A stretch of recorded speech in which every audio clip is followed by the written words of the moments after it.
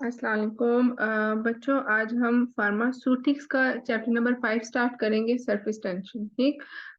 ये इस चैप्टर का जो है वो सबसे पहला टॉपिक है। इसमें डिफरेंट प्रोसेसेस के बारे में पढ़ेंगे इस चैप्टर में, और ये एग्जाम पॉइंट ऑफ व्यू से काफी इंपॉर्टेंट है, तो इसको काइंडली ध्यान से सुने। और जो मैं एमसीक्यू के मार्क्स आपको बता रही हूँ कि इधर जो है वो अंडरलाइन कर ले, वो काइंडली साथ साथ ही करें, ताकि बाद में आपको इशू ना रहे और आपको जो है वो याद रहे। तो जो भी बता रही हूँ आप काइंडली साथ साथ ही बुक्स पे जो है वो नोट करें। सबसे पहले हम देखेंगे सरफेस टेंशन है क्या चीज। सरफेस कहते हैं सतह को, टेंशन कहते हैं खिंचाव को, या फिर जो है वो जो फोर्स क्रिएट होती है उसको हम सरफेस टेंशन का नाम देते हैं। सबसे पहले हमारे पास आ जाती है इसकी डेफिनेशन। कहते हैं कि the boundary between two phases is generally describe as interface. Boundary मतलब जो लेयरिंग होती है, जो दो फेजेस को आपस में सेपरेट करती है, उसको हम इंटरफेस का नाम देते हैं। फेजेस क्या होते हैं, जैसे कि गैस एक फेज है, लिक्विड एक फेज है, सॉलिड जो है वो डिफरेंट फेजेस है। तो दो फेजेस के दरमियान जो बाउंड्री होती है, जो उन दोनों को सेपरेट करती है, उसको हम इंटरफेस का नाम देते हैं। आगे वो कह रहे हैं कि अगर हमारे पास एक फेज जो है वो गैस है और दूसरा फेज जो है वो वेपर्स लाइक उसके बुखारात है, और या फिर जो है वो दूसरा जो है वो लाइक एक गैस और वेपर है, दूसरा जो है वो हमारे पास लिक्विड या फिर सॉलिड में से कोई भी हो जाता है, तो उस केस में हम क्या कहेंगे, उसको सरफेस सतह का नाम जो है वो मोस्टली हम यूज करते हैं। फिर इसकी डेफिनेशन आ जाती है। कहते हैं कि सरफेस टेंशन को जो है वो हम किस तरह से डिफाइन करते हैं। It is the force acting over the surface of liquid per unit length of the surface. Surface के ऊपर जो है वो आपकी कितनी फोर्स एक्ट हो रही है, कितना जो है वो उसके ऊपर जो है वो कोई जोर पड़ रहा है, इस चीज को जो है वो हम क्या कहते हैं, सरफेस टेंशन का नाम देते हैं। आगे जो है वो इसकी यूनिट्स है। Force per unit area. Area जो है लाइक फॉर एग्जांपल हम देखे हैं कि इतने एरिया में इतने मिलीमीटर में इतना फोर्स एक्ट हुआ है, तो इसलिए हम फोर्स पर यूनिट एरिया जो है वो उसको यूनिट लगाते हैं। आगे जो अगर इसको यूनिट लिखे तो हम फोर्स के लिए क्या यूज करते हैं, न्यूटन। और जो एरिया है, एरिया के लिए हम मीटर स्क्वायर लेते हैं, तो इसका यूनिट जो है वो न्यूटन पर मीटर स्क्वायर जो है वो बन जाता है। आगे जो है वो एक्सप्लेनेशन है। एक्सप्लेनेशन मोस्टली ये जो साथ में डायग्राम बनी हुई है ना, उसी को जो है वो थोड़ा सा बताया हुआ है, लेकिन इसको आपने कंफ्यूज नहीं करना। आप इसको पढ़ोगे तो थोड़ा सा कंफ्यूजिंग लगता है, लेकिन इसमें परेशान होने वाली कोई बात नहीं है, आप इसको अपने वर्ड्स में लिख सकते हो। सबसे पहले हम वो कह रहे हैं कि the molecules inside the liquid interact equally with other molecules from all the sides. ठीक है। लाइक जो हमारे पास अंदर वाले ये आप मॉलिक्यूल्स देख रहे हो अंदर वाले, उसमें वो कह रहे हैं कि ये हर तरीके से जो है वो हर तरफ से, लाइक इस मॉलिक्यूल को, ये जो मिड में है, ये मार्कर नहीं चल रहा, अच्छा, ये अगर मिड वाला हम फॉर एग्जांपल देखते हैं या साइड वाले में देखे हैं, तो हर तरफ से ही जो है वो उसके ऊपर फोर्स एक्ट हो रही है। तो यही वो बात कर रहे हैं कि interact equally with other molecule from all side. Where is the molecule जो सरफेस के ऊपर है ना, ये आप सरफेस के ऊपर देखो, तो इसमें क्या होता है, ये सिर्फ नीचे वाली मॉलिक्यूल्स जो है वो उसके ऊपर एक्ट हो रहे हैं, लाइक उसकी फोर्स एक्ट हो रही है, या फिर आपस में जो है वो ये देख रहे हो कि वो उसको जो है वो इफेक्ट कर, लाइक अंदर तो हर तरफ से ही उसके ऊपर जो है वो फोर्स एक्ट हो रही है, या उसके ऊपर जो है वो उसको खींचने की कोशिश कर रही है, लेकिन सरफेस पे सिर्फ वो नीचे वाले या फिर जो है वो आपस में एक दूसरे को जो है वो खींच रहे होते हैं। फिर वो कह रहे हैं कि the surface molecules are compressed more tightly forming a sort of सिंग। इसलिए जो सरफेस सतह के ऊपर मॉलिक्यूल्स होंगे वो काफी जो है वो कंप्रेस्ड हुए होंगे, एक दूसरे के साथ अच्छे खासे जुड़े होंगे, और वो एक स्किन की शक्ल जो है वो हमें जो है वो दिखाई देती है। लाइक आपने देखा होगा कि हमारे पास कुछ चीजें जो है वो आप सरफेस समंदर के सतह के ऊपर देखोगे तो हमें ऐसा लग रहा होता है कि कोई चीज जो है वो शायद पड़ी हुई है, या फिर एक ठोस सी चीज जो है वो हमें महसूस होती है। अच्छा, इसी सरफेस टेंशन की वजह से जो है वो हम क्या कहते हैं, कुछ चीजें जो है वो हमारी जमीन, ये समंदर के अंदर या पानी के अंदर डूब जाती हैं, कुछ चीजें जो है वो समंदर या पानी के ऊपर जो है वो तैर रही होती हैं। ये क्यों? सरफेस टेंशन की वजह से। लाइक अगर उसमें किसी चीज में इतनी ताकत होती है कि वो इस लेयर को क्रॉस कर पाए, तो वो नीचे की तरफ बह जाती है। कुछ चीजें जो है वो अगर तो नहीं क्रॉस कर पाती, तो वो आके ऊपर ऊपर ही तैर रही होती हैं।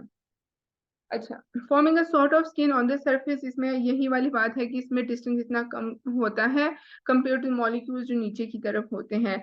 मॉलिक्यूल और सरफेस जो है वो यही के साइडवेज या फिर जो है वो इंटीरियर वाले मॉलिक्यूल्स जो है वो उनको अंदर की तरफ खींचते हैं।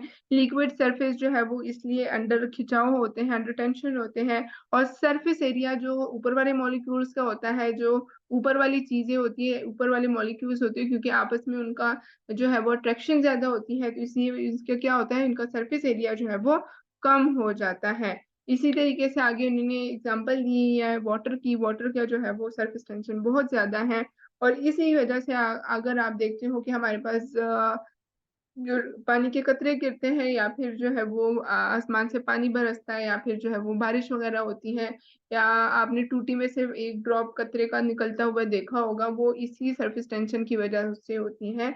इसी टेंशन की वजह से वो क्या है, वो गोल शक्ल में या गोल दायरा जो है वो हमें दिखाई देता है, जैसे कि आप इस पिक्चर में जो है वो देख सकते हो।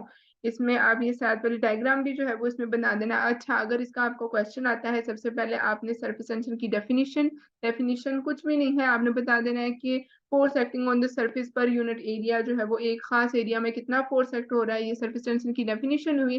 फिर जो है वो आपने इसकी यूनिट लिख देने हैं, और ये जो है वो डायग्राम बना देना। एक्सप्लेनेशन इतनी जो है वो करने की जरूरत नहीं है, आप बस सिर्फ ये बता देने के जो आउटसाइड वाले मॉलिक्यूल्स होते हैं उन पे इनवर्ड और आपस में जो है वो उसकी अट्रैक्शन होती है। इनसाइड जो मॉलिक्यूल्स होते हैं वो हर तरफ से जो है वो उसकी अट्रैक्शन होती है। ये थोड़ी एक दो पॉइंट्स लिख देना, तो इंशाल्लाह अच्छा इंप्रेशन पड़ता है।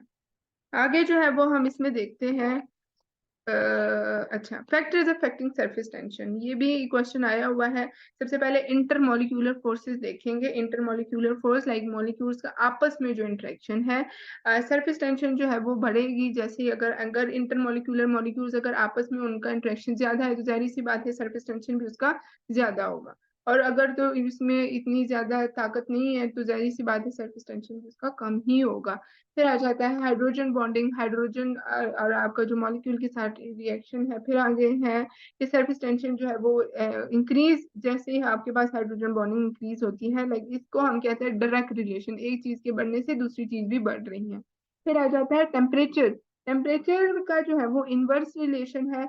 लाइक अगर आप टेम्परेचर इंक्रीज करते हो तो आपकी सरफेस टेंशन जो है वो कम हो जाती है। इसी तरीके से अगर आप टेम्परेचर कम करते हो, लाइक रूम टेम्परेचर पे या फिर जो है वो फ्रीजिंग टेम्परेचर पे लेके जाते हो, तो क्या होगा, सरफेस टेंशन जो है वो आपका उसके ऊपर इफेक्ट आता है।